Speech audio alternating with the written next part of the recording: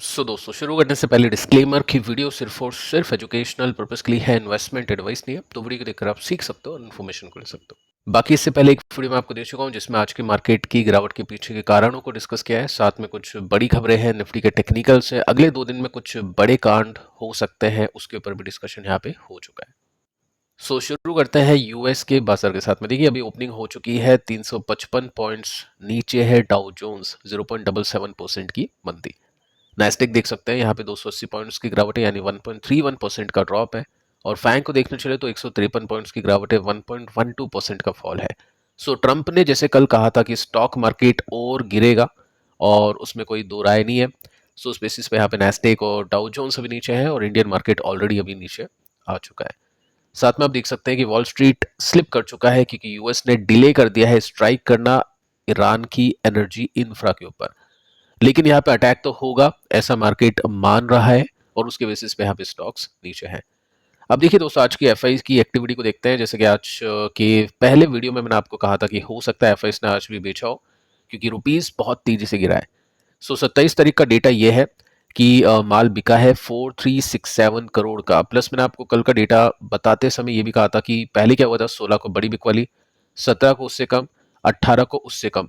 यहाँ पे भी लोगों ने सोचा था कि मार्केट अब संभल चुका है और अब तेजी बनेगी, एफआईज की जो सेलिंग है वो काफी कम हो चुकी है, तो अब नेक्स्ट डे बाइंग होगी।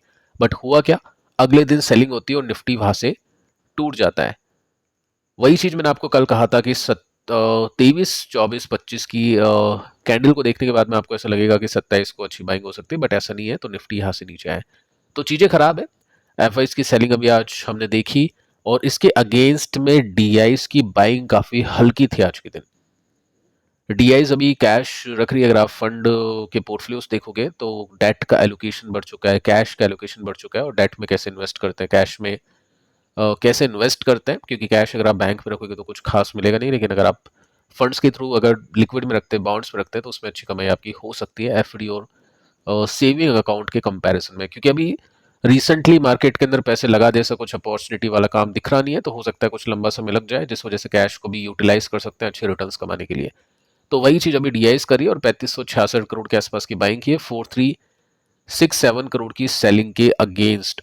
तो डीआईज की बाइंग कम है एफआईज की सेलिंग के कंपैरिजन में। अब देखिए दोस्तों एक बड़ी खबर आती हुई देखने को मिल रही है कि लॉकडाउन लग सकता है। अभी जैसे कि पीएम मोदी ने संबोधित किया था जनता को और उसके अंदर मन की जो बात वो करते हैं वो बताने की कोशिश की, तो उसमें लॉकडाउन का जिक्र किया था। अब वहां पे काफी सारी बातें शुरू होना हो चुकी है पब्लिक के अंदर कि लॉकडाउन लग सकता है इंडिया के अंदर। और लॉकडाउन लगेगा तो आपको बताइए फिर वो कंपनी के नंबर्स के ऊपर डैमेज होगा, अगले कुछ क्वार्टर्स के अंदर बहुत बड़ा डैमेज होगा, क्योंकि जो डैमेज अभी चल रहा है वो तो है, लेकिन उसके ऊपर बड़े डैमेजेस हो गए। क्या है, लॉकडाउन होगा या फिर नहीं? क्योंकि यहाँ पे कुछ न्यूज़ आई थी कि पीएम मोदी इंटरैक्ट करेंगे चीफ मिनिस्टर्स के साथ में जो भी स्टेट्स के हैं कि क्या क्या कर सकते हैं, किस तरह की प्रिपरेशन हम कर सकते हैं।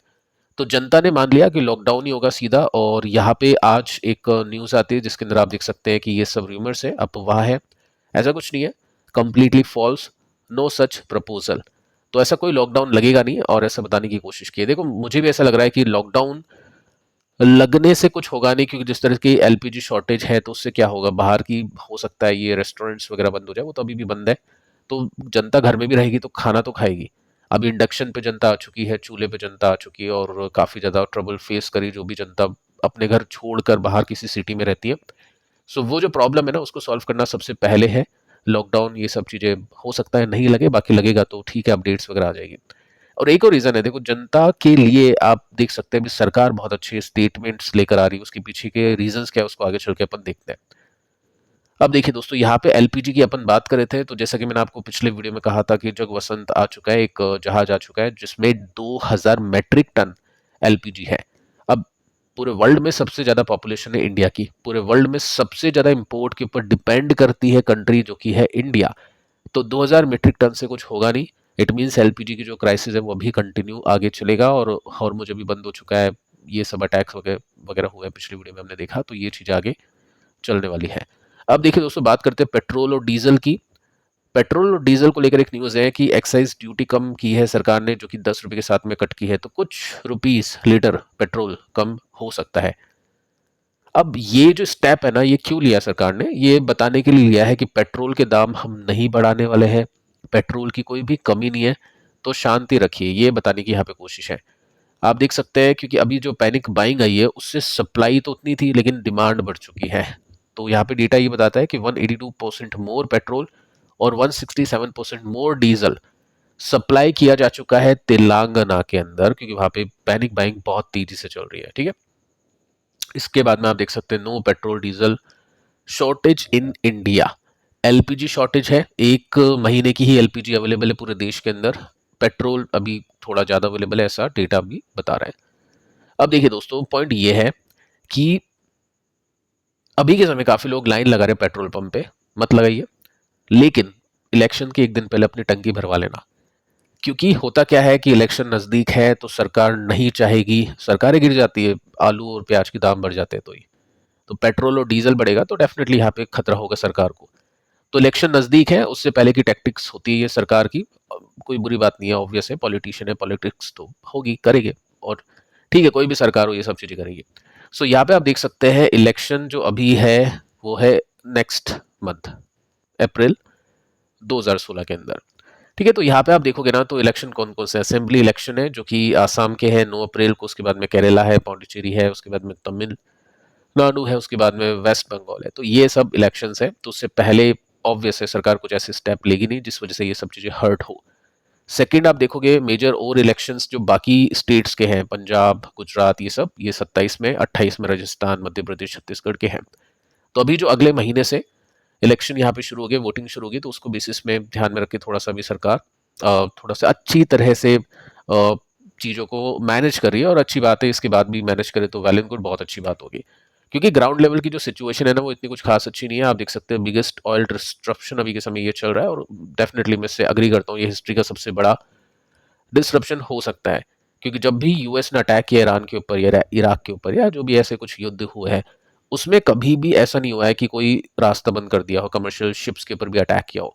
ये इकोनॉमिकल टेररिज्म है जो ईरान की तरफ से अभी के समय फेल रहा है, और उसको लेकर यहाँ पे चिंता बढ़ रही है कि हिस्ट्री का बिगेस्ट डिस्ट्रप्शन हो सकता है, सब कुछ इसमें हर्ट हो रहा है।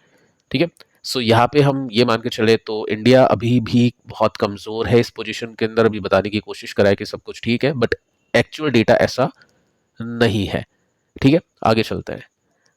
फ्यूल प्राइस हिट कर सकता है 200 रुपीज अ लीटर, और एलपीजी हिट कर सकता है 2000 आफ्टर पोल्स, ये मतलब रिजल्ट के बाद में। ये ठीक है, ये अटैक भी किया जा रहा है बीजेपी के ऊपर। अब बीजेपी हो, कांग्रेस हो, अभी देखो सरकार जब भी इलेक्शन होते हैं, वोटिंग होती है, उससे पहले थोड़ा सा अलग तरह से पेश आती है, और उसके बेसिस पे ही चीज़ों को देखी जाती है, क्योंकि इलेक्शन है, वोट सबको चाहिए होते हैं, कोई भी सरकार हो, बीजेपी हो, कांग्रेस हो, या कोई भी हो।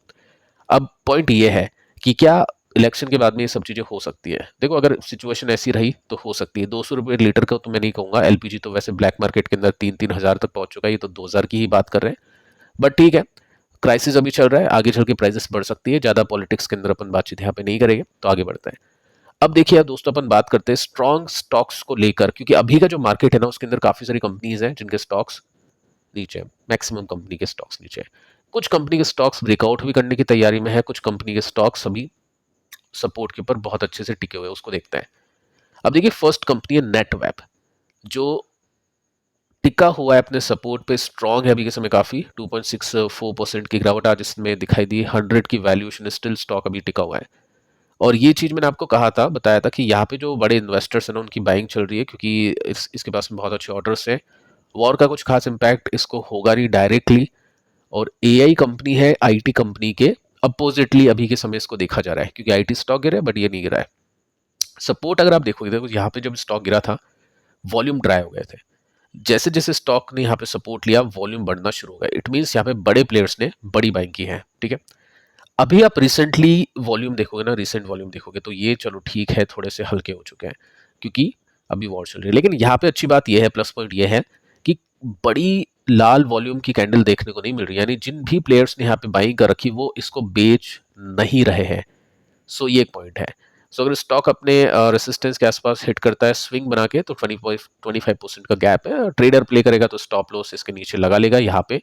लेकिन इन्वेस्टर जो भी इन्वेस्टेड या अपनी होल्डिंग बढ़ाना चाहते हैं उनके लिए अच्छा एक सपोर्ट ये बना हुआ है। ठीक है, उसके बाद में हम एक और कंपनी को देखते हैं, एथर एनर्जी, 2% की तेजी इसमें बनी है, इसकी भी वैल्यूएशन काफी हाई है, कंपनी नुकसान मेकिंग है, लेकिन कंपनी जल्दी प्रॉफिटेबल ब्रेक इवन पे आने वाली है जैसा कि मैनेजमेंट ने कहा है। सेकंड, ओला के कंपैरिजन में इसकी जो गाड़ियां है, जो टू व्हीलर हम बोल सकते हैं, वो काफ़ी काफ़ी अच्छी है। सर्विस उनकी काफ़ी अच्छी है, साथ में जो ड्यूरेबिलिटी है वो भी काफ़ी अच्छी है, जैसा कि रिपोर्ट्स के ज़रिए अपन देख पाते हैं। और स्टॉक अगर आप देखोगे ना, तो ये अपने ऑल टाइम हाई पे है, जाकि मतलब जहाँ पे काफ़ी सारी का जो कंपनीज है वो ऑल टाइम लो पे, ऑल टाइम लो या बाउन वीक या 2-3 साल के लो पे है, 5-5 साल के लो पे है, वहाँ पे ये कंपनी का स्टॉक ऑल टाइम हाई पे है। ठीक है, ये सपोर्ट हम मान सकते हैं, ये रेसिस्टेंस हम मान सकते हैं। अब या तो क्या होगा, रेसिस्टेंस ब्रेक नहीं होगा, स्टॉक नीचे, या रेसिस्टेंस ब्रेक होके हम एक नई तेजी इसमें देख सकते हैं। अब ये स्टॉक क्यों चल रहा है? पेट्रोल और डीजल के दाम बढ़ने की वजह से जो ईवी की बिक्री है ना, वो बढ़ चुकी है, क्योंकि मार्केट को पता चल चुका है कि पेट्रोल डीजल में कभी भी कुछ हो सकता है, आज नहीं तो ये लड़ाई झगड़े अगले 2-3 साल बाद फिर रिपीट हो सकते हैं। ट्रम्प वैसे ही मार्केट के अंदर है। सो यहाँ पे ईवी की जो वैल्यू है ना, वो बढ़ चुकी है। ओला अच्छा नहीं कर रहा है क्योंकि उसकी सर्विसेज खराब है, उसकी जो क्रेडिबिलिटी है वो खराब है मार्केट के अंदर, लेकिन एथर अच्छा कर रहा है क्योंकि यहाँ पे चीज़ें अच्छी है, इसकी जो प्रोडक्ट्स है वो काफ़ी अच्छे हैं। सो देखते हैं ब्रेकआउट वगैरह होता है या फिर नहीं। और भी कुछ कैटेगरीज हैं कि जैसे मान लो पेट्रोल और डीजल के दाम बढ़ चुके हैं तो ईवी अच्छा करता है। देखो इंडिया अभी इस मार्केट अभी इतना इतना नाजुक है, यही बोलूंगा, बाकी और तो मैं क्या बोलूँ, कि जो सेक्टर्स अच्छा कर सकते हैं उनके तक स्टॉक नहीं चल रहे। अगर मैं बात करूं, पेट्रोल डीजल बढ़ चुके हैं तो ईवी अच्छा कर सकता है, शुगर जो स्टॉक इथेनॉल को लेकर वो अच्छा कर सकते हैं, तो शुगर चल रहा है थोड़ा थोड़ा करके, लेकिन कुछ खास वहां पर भी नहीं है। कोल चल सकता है, कोयला चल सकता है, लेकिन वो भी इतना कुछ खास तेजी से नहीं चल रहा है जितना ये जो स्टॉक है। बट ठीक है, चलो जो है वो है, सामने है। फिलहाल ये दो स्टॉक है जो स्ट्रांग है, इनके ऊपर अपनी स्टडी कर सकते हैं, मार्केट को ट्रैक कर सकते हैं, पिछले वीडियो को देख सकते हैं। मिलते हैं नेक्स्ट वीडियो में, तब तक के लिए बाय बाय।